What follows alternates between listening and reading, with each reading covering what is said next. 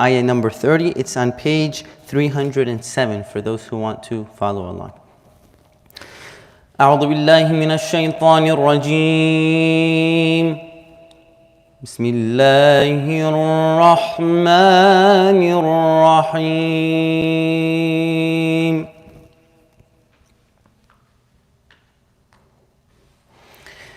قال إني عبد الله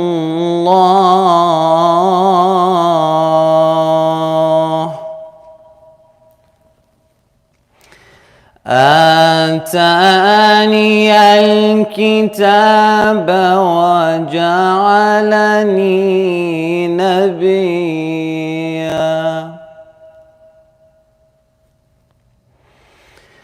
وجعلني مباركا أينما كنت وأوصاني بالصلاة والزكاة ما دمت حيا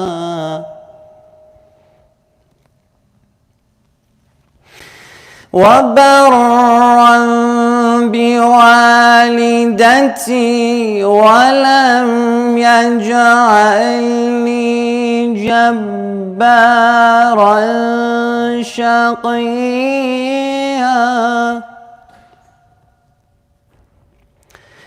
والسلام علي يوم ولدت ويوم أموت ويوم أبعث حيا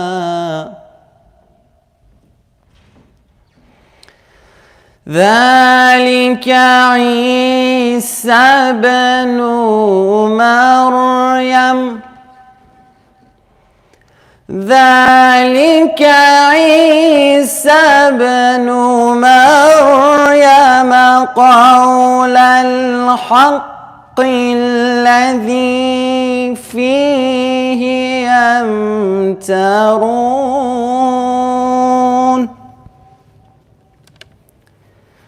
ما كان لله أن يتخذ من ولد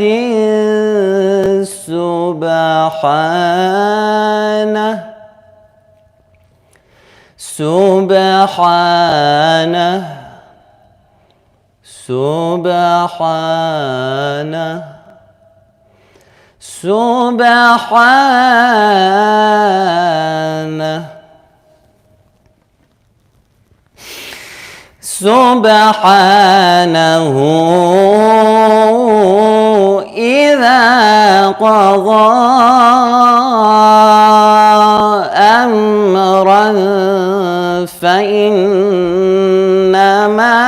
يقول له كن فيكون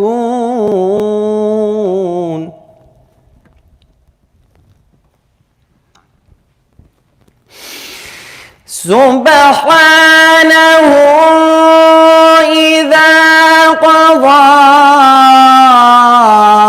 أمرا فإنما يقول له كن فيكون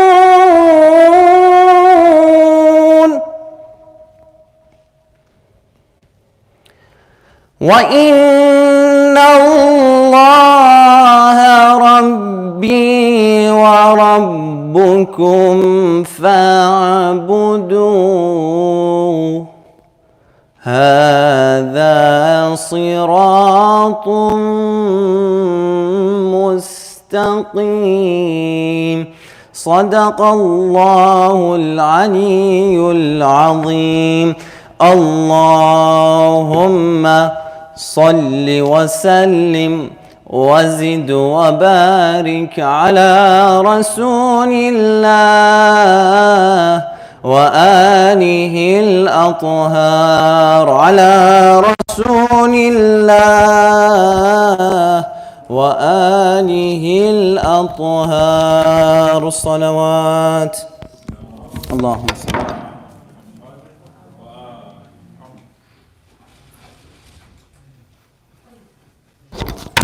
Thank you, brother, for that beautiful recitation. Before we begin tonight's program, I have a couple of announcements to make. Inshallah, tomorrow and the day after, we will be having a bonfire right after the lecture for 1 hour. Please make sure you do plan on attending. It will be a question and answer based off any questions that you may have. The Sayyid will be present, inshallah. For the safety of everyone, please make sure that you are within a safe distance from each other. Please make sure that you do not move the chairs. Also, whatever fundraisers you may have, you may contact me or speak to me throughout the entire program. And lastly, there is an organization set here in the IIA. They are called Let's Talk. They are based off of a psychological program where they sit down, speak to you about any problems that you may have, and maybe later on assist you in finding the help that you may need. Without further ado, please help me welcome the Sayyid with Allah salawat ala Muhammad wa ali Muhammad.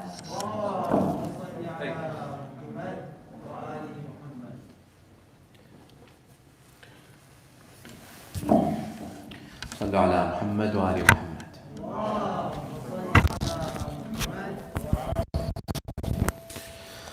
Assalamu alaikum, brothers and sisters. Usually the night after Laylatul Qadr, for many people, it's the last night you see them in the masjid after the intense night they have during Laylatul Qadr and the ibadah and the worship and the dua, but they need to take a week-long break and they just sit and wait for Eid. So alhamdulillah, it's a blessing to have you, brothers and sisters. Usually it's pretty lonely the night after Laylatul Qadr, but inshallah Allah subhanahu wa ta'ala gives you the best reward and ajr for all of your hard work that you did last night and the night before and all the other layali al-qadr, inshallah ta'ala. Sallu ala Muhammad wa ali Muhammad.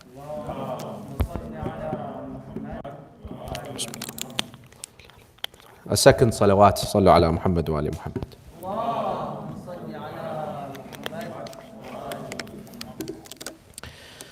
بسم الله الرحمن الرحيم الحمد لله رب العالمين والصلاة والسلام على أشرف الأنبياء والمرسلين وحبيب إله العالمين أبي القاسم المصطفى محمد صلى على محمد وآله الطيبين الطاهرين وعلى أهل بيته الطيبين الطاهرين الهداة المهديين واللعنة الدائمة على أعدائهم أجمعين إلى قيام يوم الدين.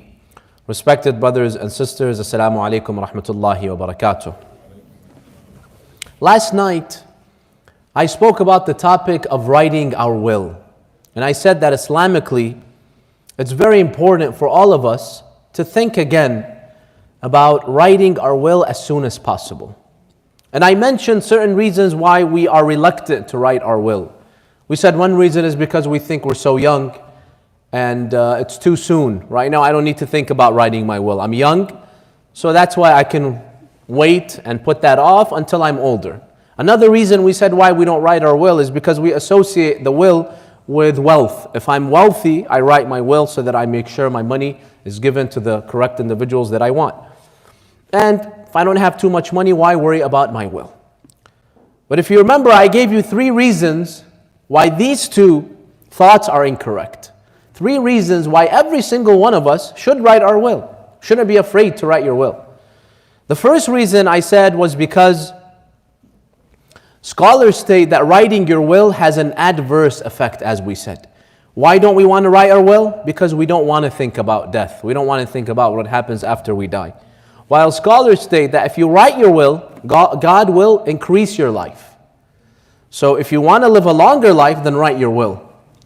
That was the first reason. A second reason I said is because even though we're young, but we never know when we will die. No one has a guarantee that they will live up to 80 and 90 years old. We can die any second. And I mentioned a poem of Imam Ali alayhi salam. 3 lines of poetry that are attributed to the commander of the faithful, Imam Ali, where he says in the first line, he says, you have so much hope in this life. You plan on living another 50, 60, 70 years, and you're planning your future, your retirement, but you don't even know if you will live until the next day, do you? No one here has a guarantee that they will live until tomorrow. When you plan 50 years ahead, you don't even know if you'll live another day or 2. So it's kind of ironic. And then the Imam says that so many healthy people we find, they just instantly fall and die. And sick people who were supposed to die, but they managed to live a couple of more years, 5 years, 10 years after that. And this just shows you that life and death is all in the hands of Allah Azzawajal. It's what Allah Azzawajal has written and what He wants for us to live or die. And then in the final line of poetry, the Imam so beautifully says, and how many young people? You see, he's trying to remind us. He's trying to wake us up from our distraction of the dunya, and to be aware that this dunya is not guaranteed. It's so fragile. You can die any second. He says, how many young people, they wake up thinking that they have a long life ahead of them, but their kafan, their shroud is being woven and sewn, and they don't even know it. Right now, brothers and sisters, as I'm speaking to you, my kafan could be in a factory somewhere in China being prepared for me. Maybe I'll die tomorrow, 2 days from now, a week from now. My kafan is being woven as I speak and I have no clue. If you remember, I told you the story of my cousin who died. She was under 20, about to get married in Iraq before the month of Ramadan. SubhanAllah, her parents had gone to the capital to buy her a dress, her wedding gown, her wedding dress. They went and they ordered her wedding dress when indeed they were waiting for her kafan. She got her kafan before her wedding dress. Can you believe that? So the Imam says, think again about life and how short it is and how fragile it is. And how in a split second, it can all be taken away. Everything can end. Sometimes I follow some accounts, social media accounts that have news of our community. Or I just read the obituaries of these certain masajids. They have the usbu's, they have the funerals, they have those papers with a guy's picture, a person's picture, and they're announcing their obituary, the fact that they had died. You know how many times I see young people, brothers and sisters, in our community? 20 years old, 25 years old, 29 years old, 30, 35, 40. It's not all old people, brothers and sisters. Just go on any of the masajids, the local masjids here in Dearborn, go on their social media and they have, like for example, the Islamic Center, right? They have every day someone's dead. Yes, a lot of them are old people. But every couple of days, you'll see a young guy slip in there. He was just like me and you. He was planning for a beautiful life ahead. He thought he was going to live 30, 40, 50 years. She thought she was going to, have children and grandchildren. But unfortunately, death comes sometimes for even young individuals. You find either it was a car accident. Just how I was coming to the lecture right now, just on a street very close to the Islamic Institute, there was a car that was, that had flipped in one of the small streets, and I don't know, the ambulance was there, and then they said it was a young girl. I don't know, did she live or die? So I think Brother Hassan there, he saw it. Did you see the car, how it flipped? It's right here. So we know when we're driving and we're always texting and driving and we're so distracted, death is so close. All it takes is one accident. You just lose focus and attention, and that's it. That's how close death has become. Sometimes you ask, they tell you it was an overdose. And this is a big problem, we have in our community now. A lot of youth are, going into drugs, and they overdose, and then it leads to what? Sometimes it leads to death. Or sometimes violence. There's violence, one takes out a gun or a knife, and it ends just like there. So death is much closer than we think, Imam Ali alayhi salam says. And that's why, don't think that you're too young to write your will. At least write it. Inshallah, you'll live 70, 80 years. What do you have to lose to write your will? Just in case something happens, my will is ready with my family.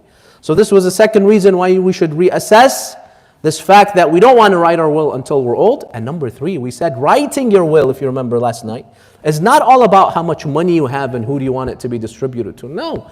This is the Western image and perception of a will. An Islamic will is very different. Yes, only one portion of it has to do with my assets and what will happen to them, but the majority has nothing to do with that.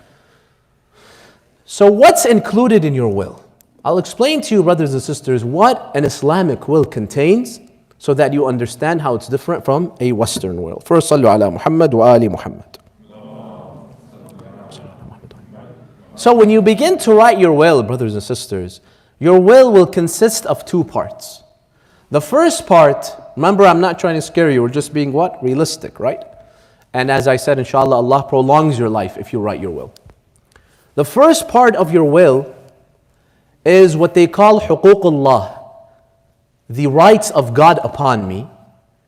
And the second part of your will is huququn nas, the rights of people towards me and upon me. So you begin writing your will by addressing the rights of God. Once again, this is a step-by-step on how to write your will. So the first part is the rights of Allah Azzawajal. Now what do we mean the rights of Allah Azzawajal? You see, many of us are indebted to God, right? We owe Him. And we never know when we're going to die, right? We try to make up these missing rituals. We try to make it up to Allah Azza wa Jal, but because you don't know when you're going to die, you have to put it on paper to write the debts and what you owe Allah Azza wa Jal. So just in case something happens, I get into a car accident, my family members know where to go and to see the debts that I have with Allah Azza wa Jal. So what are the debts that many of us are indebted to Allah? 4 things, brothers and sisters, you write in your will. And these are the rights of God upon you. Number 1 is your prayer, your salah, your 5 daily prayers. Your will isn't just about how much money you have and who you want to give it to. It's about your prayers. Any prayers I missed from the day I became an adult, any prayers I missed if I never prayed before, I have to write that all in my will. Why? Because I have to make it up. Any salah you miss, you always have to make it up. If you don't make it up, your family members have to make it up for you. If they don't, Allah will hold you accountable for every prayer. So the first thing you write in your will is how many prayers did you miss? Or if you used to pray your salah incorrectly, there are some individuals, they don't read the laws of salah, the laws of wudu. I've seen some young people, they pray all invalid because they never even try to understand how to pray the salah. Their wudu is batil. Sometimes some errors, you have to redo it. So we have to be careful with the laws of our wudu and the laws of our salah. So if I used to pray incorrectly or I never prayed, I should sit down and write it. It's a note to my family members that if I die one day, please make up this salah for me, or else Allah will hold me accountable in my grave. So you write it down. Now, what if you don't know how many prayers you missed? Just guess. Sit down, try to squeeze your head, and to the best of your knowledge. And you can always choose the minimum. You don't have to choose the maximum. What do I mean? Let's say you think it's between, for example, 3 years to 4 years, right? It's either 4 years I missed or 3 years or 4 years. You can just write 3 years, the minimum, and Allah won't ask you about, the rest. So sit down and try to come up with an educated guess and write it down. This is my will that I have missed 50 salats, I have missed 3 years, 5 years, 7 years, whatever, and just write it down. So this is the first thing that you write in your will. How many prayers you missed, brothers and sisters. Write it down tonight. Don't wait till tomorrow. Like I said, on the way here, I saw a car that had flipped and it was a young girl. And I'm sure that she never wrote her will. If she missed any prayers, how would her family members know? So this is number 1. Number 2, the second thing from the rights of Allah that you put in your will is what? Siyam, fasting, month of Ramadan.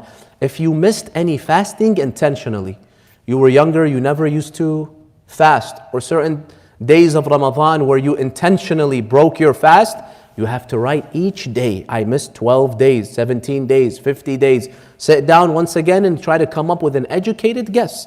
If you didn't fast because you had an excuse, like what? You were traveling, right? If you travel in Ramadan, you don't fast if it's under 10 days. But you have to make it up before the next Ramadan. If you never made up those days, write it down in your will. Or you were sick. You were sick and you couldn't fast. That's okay, you're excused, but you have to make it up before the next Ramadan. So any fasting that you missed intentionally or you had an excuse but you never made it up before the next Ramadan, sit down and write it. Sit down 2-3 minutes, try to come up with an educated guess and write it down. So this is what? This is number 2, the second thing that we put in our will. Number 3, the third thing that you write in your will, if you were financially capable of going to Hajj, but you never went to Hajj for whatever reason, because of school, because of work, whatever. You were financially capable, meaning Hajj, let's say, now this year, I don't know if there's going to be Hajj. Last year, there wasn't was a very limited Hajj. But 2 years ago, I was able to go to Hajj, and Hajj, let's say, cost $8,000, and I had $8,000, but I didn't go. You have to write that in your will, because you have to make up that Hajj now. And if I died before that, my family members have to make it up for me. So you write in your will, please, if I die, someone do Hajj on my behalf, because I was able to go, I was financially capable of going, but I never went to Hajj. So this is what? Number 3. So number 1 is your prayers, missed prayers. Number 2, your missed fasting, Siyam. Number 3, Hajj. And number 4, the money that you owe to Allah Azzawajal. The money that you're indebted to Allah. How can you be indebted to God? 3 ways. Number 1, khums. If you never paid your khums, this will always be a debt that Allah Azza wa Jalla will hold you accountable for. And let me just quickly explain to you what khums is. Khums is 20% of the surplus of what you make, not of your total income, the surplus. So whatever is a savings. So let's say you make $50,000 a year, you need $40,000 on your spending, that is excused. That $10,000, that's extra. That's usually in our savings account. You have to pay 1/5 of that, 20%, which will be $2,000. Who do you pay it to? You pay it to your a local scholar in your community. Half of it will be given to sayyids that are in need.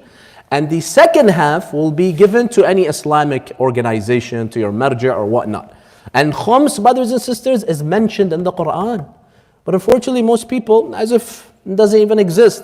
Allah will ask you about this debt. Allah mentions it in Surah Al-Anfal. Or Allah subhanahu wa ta'ala says, وَاعْلَمُوا أَنَّمَا غَنِمْتُم مِّن شَيْءٍ فَأَنَّ لِلَّهِ خُمُسَهُ وَلِلرَّسُولِ وَلِذِي الْقُرْبَى. So Allah says, any money that you make, which is surplus, then 20% you give it to Allah, the Prophet, and the family of the Prophet, which are sayyids that are in need. So if you never paid khums, sit down and try to calculate how much savings account you've had for the last 10 years, 20 years, money that you never spent for at least a year, 20%, you have to write it in your will that I didn't pay this much khums.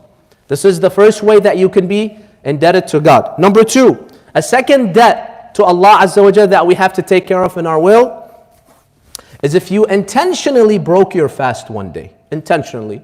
You just didn't feel like fasting, you weren't traveling, you weren't sick, you didn't have a valid excuse, but you broke your fast. In this situation, not only do you make it up later, but you have to pay a penalty now. What's the penalty? You have to feed 60 poor individuals. Find 60 poor people and feed them. Buy them lunch or dinner. Or you can do this in the Middle East, and there's organizations that do that. Like I know here, for example, Zaman does that. You can just call them up and ask them, I have a kafara. It's called the kafara for intentionally breaking my fast, 60 people, and they'll give you the calculations. Yes, for example, it's going to cost $100. Now, if you do it in the Middle East, especially in Lebanon now because of the currency, it's going to cost way, way less. Probably cost you like $10, $20 for those entire 60 people. It's up to you. The point is, put it on paper. So if la samahallah, something happens to me, at least my family members know that they could take care of this. So for each day, feeding 60 people. This is number 2. And number 3, a third way that we can be indebted to Allah financially is something that we do sometimes every single day without realizing it. Is when you make an oath to Allah and you do not keep your oath. What do I mean? Wallah and wallah and wallah. How many times do we say wallah every day, brothers and sisters? Wallah, it's a meaningless word on our tongues, right? We say it sometimes 20 times a day. Wallah, this burger tastes so good. Wallah, I'm this, wallah, I'm that. Wallah, I'm tired, right? We use it like in every sentence we say wallah.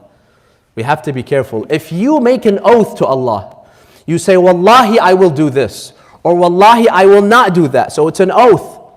Now, this oath is binding. You have to follow it. If you don't, if you fail in executing your oath and following your oath, you have to pay a penalty. You have to feed 10 people now. So it's not 60. So I said, wallah, I will do this, I will buy this. Wallah, I won't do this, right? You make an oath, you have to follow it. If you don't, you have to pay kafara, feeding 10 people. So for every wallah, oath that I promised I will do something and I didn't, write it down. Maybe it's going to be 100 times, Maybe it's going to be for some people 1,000 times. I don't know. Maybe some people in the hundreds of thousands. Well, I don't know. Today you hear wallah left and right. So write this in your will, that I have the kafara of going against my oath probably 100 times. Put it in your will so your family members know that. So this is all the rights of Allah upon me, the rights of God upon me. Make sure you take care of that in your will. Do it tonight, brothers and sisters. There's a hadith from the Prophet. Listen to this hadith. He says, مَا يَنْبَغِي لِمْرِئٍ مُسْلِمٍ أَنْ يَبِيتَ لَيْلَةً إِلَّا وَوَصِيَّتُهُ تَحْتَ رَأْسِهِ. He says every Muslim should sleep while he has written his will and his will is under his pillow. Meaning, keep that will so close to you. It's so important that even before you sleep, make sure you've written your will and it's under your pillow. This is the Prophet, what he's saying. So, because you never know when you're going to die. You could go to sleep and never wake up. So make sure your will is always ready and you put it someplace safe. So this is huququllah, the rights of Allah upon me. After you finish this part, then you go to the rights of people towards me. And there are 3 things that we have to write in our will when it comes to huquq al-nas. Number 1, if there is any amana that someone has given you, entrusted you with something to keep with you, write it in your will. If I die, let people know that this is not mine. For example, your mother gave you her gold. Keep it with you, daughter, until I tell you what to do with it. Your sister, right? Or for example, this happens a lot in the Middle East. If there is a piece of land or property that is legally under your name, but it's not yours. A family member said, can you please place it under your name, but it's theirs. You have to write it in your will that this, don't put it with my inheritance. This is not mine. You have to point that out in your will. If I don't, Allah will hold me accountable. Don't let it mix with your money. Make sure that you make that distinction, that this is not mine. Yes, it's under my name legally, but it's not mine. So, this is number 1. Any amana that's under you, you have to give it back later. Make sure you write that in your will. This is number 1. Number 2, if you take a loan from someone, let's say I come to you, Brother Ali, can you please lend me $1,000 and in 6 months I'll give it back to you. There's no paperwork, right? He says, okay, it's just by word of mouth and they trust me. I have to write that down in my will because what happens? What if I take his money and then I fall and die? He wants his money back, right? He's going to come to my family. He's going to tell them, I owe this deceased. He owes me $1,000. They're going to say, no, I don't think so, right? They're going to think he's just trying to steal. So he doesn't have proof, but he is honest. So the burden is on me to write it in somewhere, make a distinction, put it in my will that I have $1,000. If something happened to me, please give it back to Brother Ali. And there's many stories I've heard where someone takes a loan and then he dies and then the poor guy, the lender, he wants his money back, but the family won't give him because they tell him you have no proof. He says, well, it was because, it was by word of mouth and he trusted me and I trusted him. So I just gave him, I didn't know he was going to die. So the responsibility is upon me, the borrower. And number 3, this is something probably many of you have never heard of. Rad madhalim. Rad madhalim, write that in your will. What is rad madhalim? Rad madhalim is basically any money that you owe someone, but you have no access to that person. You can't locate them. How does that happen? Let me give you 3 examples. First example is sometimes we're involved in a hit and run, right? What are you supposed to do when you hit a car that's parked? You're supposed to wait for the owner, right? And then you give them your information, your number, your insurance, whatever, so that if there was any damage, they can come and collect it and you reimburse them. Sometimes what do some people do? They hit a car and they run away. This is haram, brothers and sisters. This will be a debt that Allah will hold me accountable.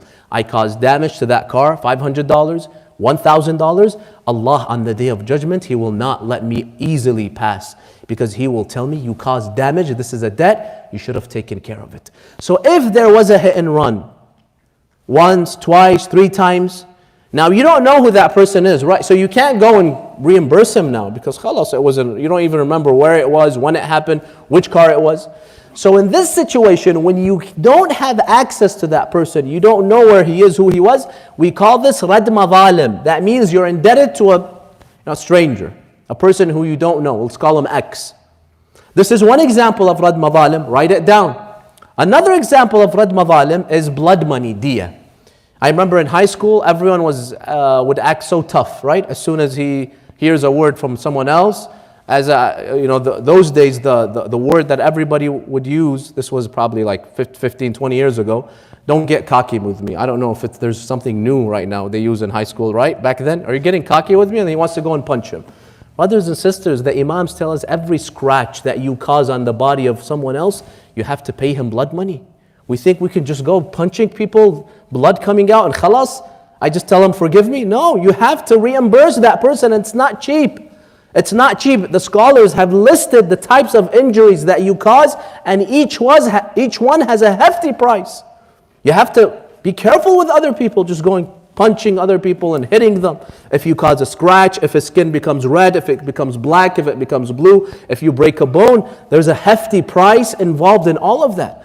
That's why we have to be careful. Next time someone comes and provokes me, I don't think I should just go and punch him, because that's going to be a very costly punch. Allah will hold me accountable if I don't reimburse that individual. So when I was younger, I got in many fights, right? This is rad madhalim. I don't remember who it was, or I don't have access to that person, let's say. I don't know where they live now. This is rad madhalim. You write it down in your will. A third example, if I ripped someone off, in my business, in my store, in a transaction, I ripped someone off and they didn't know. This is a debt that Allah will also hold me accountable for. So these are three examples of what? Rad madhalim. Sit down in your will and write them. Now what do you do in these situations? What you're supposed to do is, so estimate how much you owe those individuals that you have no access to, and you go give it as a sadaqah, charity, and you intend it on behalf of those people. So let's say, Brother Ali, Hamad, I hit his car and I run away, right? But right now, because I hear this lecture, I say, I want to take care of this, but I don't know where he is, or I don't even know whose car it was. So let's estimate, for example, I caused $200 in damage. You take $200 and you give it to a poor person, and you tell Allah, Ya Allah, the reward, send it to that person so that he forgives me. I did a good deed for him, so that this is a must. This is not something optional, brothers and sisters, or else Allah will hold me accountable on the Day of Judgment. Or I punched someone, or I ripped someone off. So calculate all of that and give it as a sadaqah on behalf of that person. And write it in your will, just in case before I'm able to do that, something happens to me. So these are the rights of Allah, huququllah and huquq al-nas. Make sure you write all of that in your will. So you see, your will isn't just about money and what happens to my money, as here in America. Your will is just, I have millions, I want to give this to this person, I want to give to my wife. Your will is much more than your money and what you do with your money. It's about the debts that you have towards Allah and towards people. Now, what about your money? Do you write what happens to your money? Let's say I'm wealthy or I'm not wealthy, it doesn't matter. Do you write in your Islamic will what happens to your money? How much your wife gets, how much your sons? No, brothers and sisters, you don't have to. Why? Because Allah has already decided who gets what. You don't have a say in it. When a person dies, they don't own their money anymore. It's not yours. You own it as long as what? As long as you're alive. Once you die, it's not yours. It will be distributed based on a formula that God mentions in the Qur'an.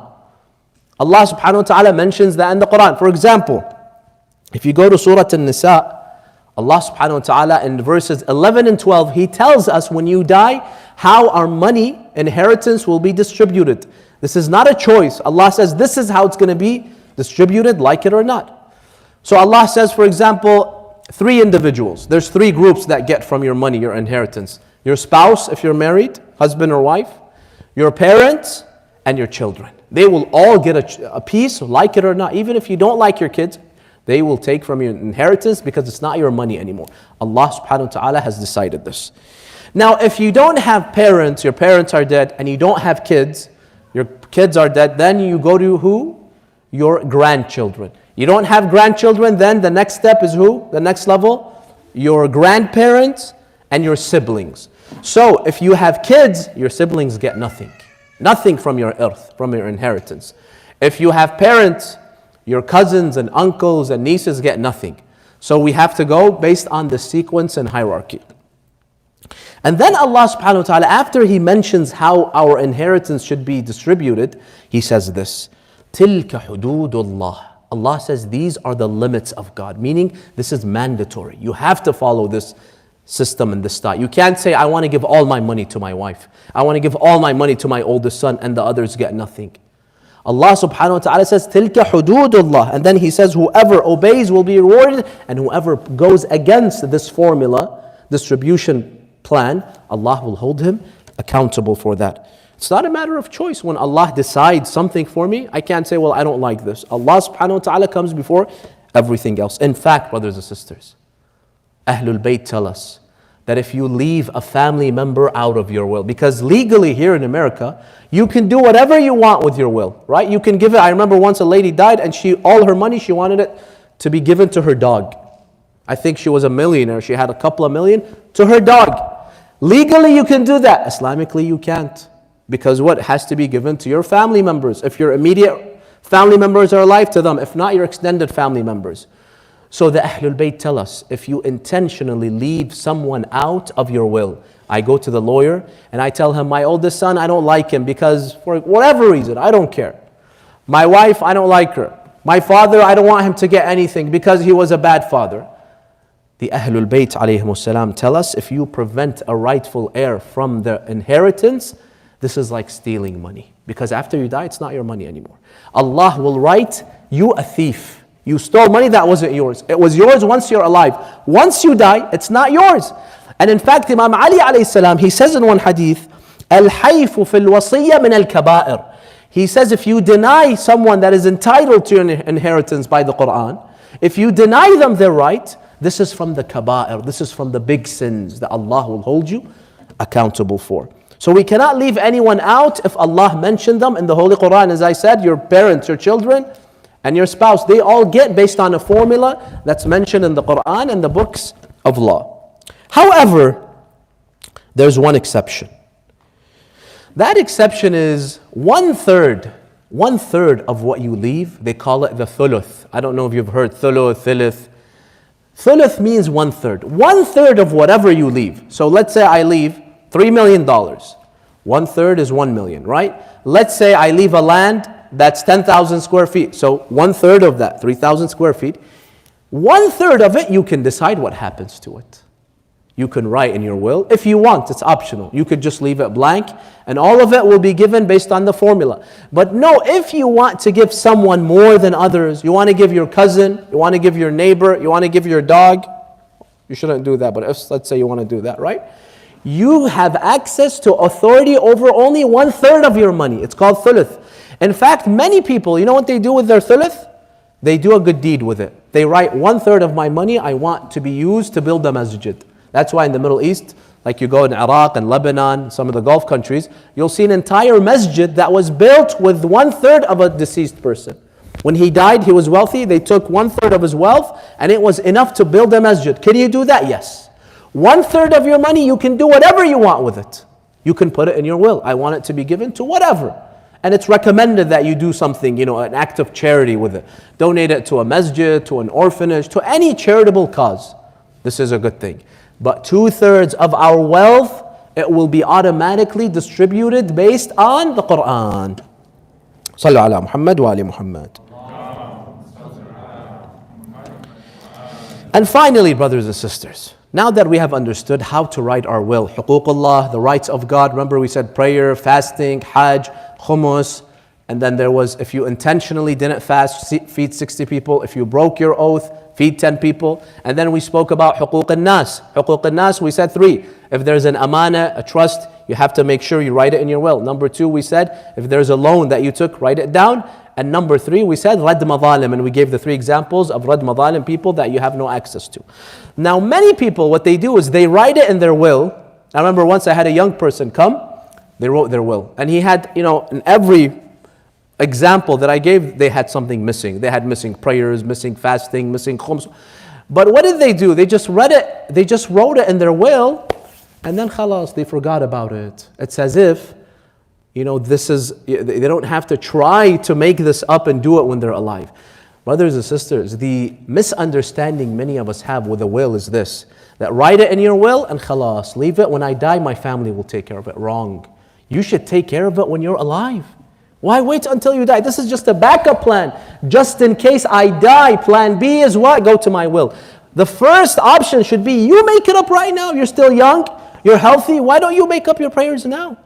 So you're missing prayers. We only put it in the will as a backup plan if I don't have time to make it up. Don't just wait until you die and then say my family members will will take care of all these debts, Hajj, fasting. No. Do it once you're alive. Why? Imam Ali tells us why. In the hadith he says, يَا ابْنَ آدَمْ كُنْ وَصِيَّ نَفْسِكَ فِي مَالِكَ وَاعْمَلْ فِيهِ مَا تُؤْثِرْ أَنْ يُعْمَلْ فِيهِ مِنْ بَعْدِكَ. Imam Ali alayhi salam says, oh son of Adam, meaning oh human being, instead of relying solely on an executor, when we write our will, there's going to be an executor. Someone who will make sure that the will is taken care of. It could be your spouse, your son, your father, whoever you want, right? Usually say, I want this person to be entrusted with taking care of my will. They're called an executor. The Imam says, you yourself be your own executor. Don't rely on someone else. So you have debts to Allah, khumus, rad madhalim to people. Do it when you're alive. Don't rely on someone to do it after you die. You know why? Because how can you guarantee that that person that you relied on will indeed take care of all that you asked for? Can you guarantee? Even your own children, mothers and sisters. Even your own children, you can't always rely on them that after I die, they will make up 30 years of salah. You think they're going to feel like making up 30 years of salah when you, the lazy person, didn't do it? You want your kids, you just want to throw it on your kids? I remember once, this is probably 20 years ago, in this community, a father died. He did not go to Hajj. And my father knew him. You could ask my father about the story. He had never went to Hajj, but he was financially capable of. So he was about in his 70s. So my father went to his sons and he told them that your father never went to Hajj and he was financially capable. So one of you go to Hajj on his behalf. If you don't want to, hire someone. Pay someone to go and do Hajj on your father's behalf. You know what the son said? The son said, are you serious? We have to do that, but this is our money now. Our father died. We don't want to do it. My father said, why?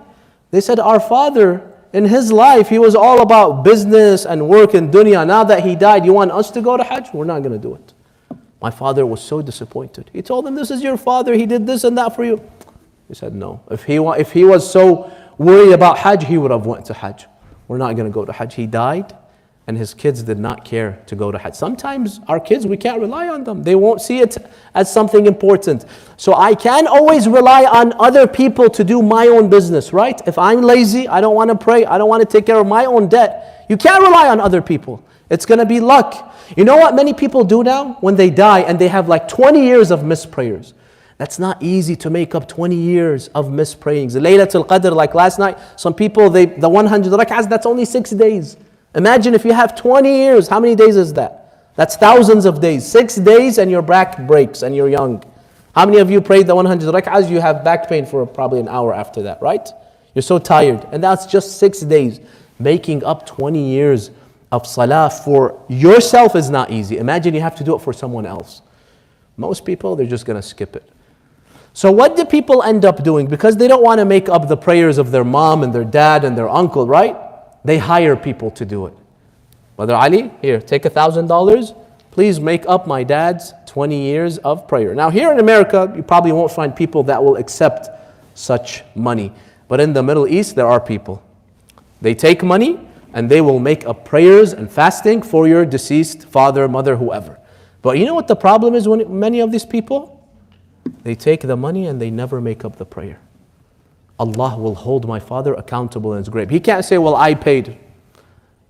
You have to make up the prayer. You don't have to pay. It's your job to make sure that that person makes up the prayer. So if I hire someone and that person takes the money, now this is haram. That money is haram because he's supposed to take it and make up those prayers. But if he takes that money and he never makes up those prayers, Allah will hold the deceased accountable. Allah will tell him, look, I want my prayers. I want my debts. Whether that person didn't, that's another situation. That's not my problem. That's your problem. You should have done it when you were alive. That's why Imam Ali says, be your own executor. Don't rely on other people. Because when you send money, some people, I see my father every week, someone dies, They bring a stash of like $5,000. Please send it to Iran, Iraq. They think automatically that guy sitting in Iraq and Iran is going to make up 20 years. I personally think half of them, they just take the money and they don't do it. Because there's no way to make sure, right? I mean, they seem to be decent people. You give them the money and they promise to make it up. But how do you know? They're going to claim that they did it in their houses, privately. Is there a way to be sure? There's no way. But Allah will hold me accountable. Because I put myself in that situation. Why did you wait until you died and you never made up your salah, you never made up your debts, you never made up your fasting? So this is a terrible idea to place myself, in the mercy of others. Don't put yourself in the mercy of others. If that person felt like making of my prayers, Allah will forgive me. If not, Allah will hold me accountable. So that's why, brothers and sisters, having understood the importance of writing your will, you have to understand what the point and objective of the will is. The objective of the will is secondary, meaning if I happen to die sooner than my time, then my family should take care of all these debts. But as long as I am young, brothers and sisters, and I'm able to take care of all these things that I spoke about, take care of them now. Don't rely on other people. Many stories, just go and ask my father, kids that don't make up, they don't care about their father's salah, siyam. They're just busy with their lives. And even if they do care, they hire people. Those individuals may not necessarily do the prayers and fasting for you. So with this, brothers and sisters, I think we should reevaluate the importance of writing our will. And we should reevaluate the importance of these missed rituals that we have. As long as Allah has given you life, Allah has given you health, brothers and sisters. As I said last night, this last year should have been the biggest warning to all of us that life is so fragile. You saw what the virus did, the pandemic, it disrupted the entire world. This world that we thought nothing could disrupt it. Especially us who are living in the United States of America, the strongest nation, the wealthiest nation, nothing could happen. Life was miserable last year, brothers and sisters, here in America. Everybody was hiding in their houses. Last Ramadan, we did not even have one program. We had to do it from our houses online. Everybody was afraid for their lives. People were running like crazy to the stores and hoarding so much food, right? You couldn't find milk, you couldn't find bread. Could you have ever imagined this would happen in the United States of America, brothers and sisters? The richest and wealthiest country in the world? Allah Azzawajal sent us a warning to tell us everything is in my hands. Don't rely too much on this materialistic dunya. Rely on Allah Azzawajal, and Allah Azzawajal is the only one that has control over this world. I ask Allah subhanahu wa ta'ala to bless you all, brothers and sisters. May Allah forgive us all of our sins. May Allah accept our a'mal, the rituals and the deeds that we did during this past month of Ramadan. May Allah subhanahu wa ta'ala help us and enlighten us so that we can follow in the footsteps of Ahlul Bayt alayhimus salam. May Allah grant us in this world their ziyarah, in the next life their shafa'ah, and let us end by reciting Surah Al-Fatiha for all the believers that have left and departed us during this past year, after a loud salawat for Muhammad and Al Muhammad.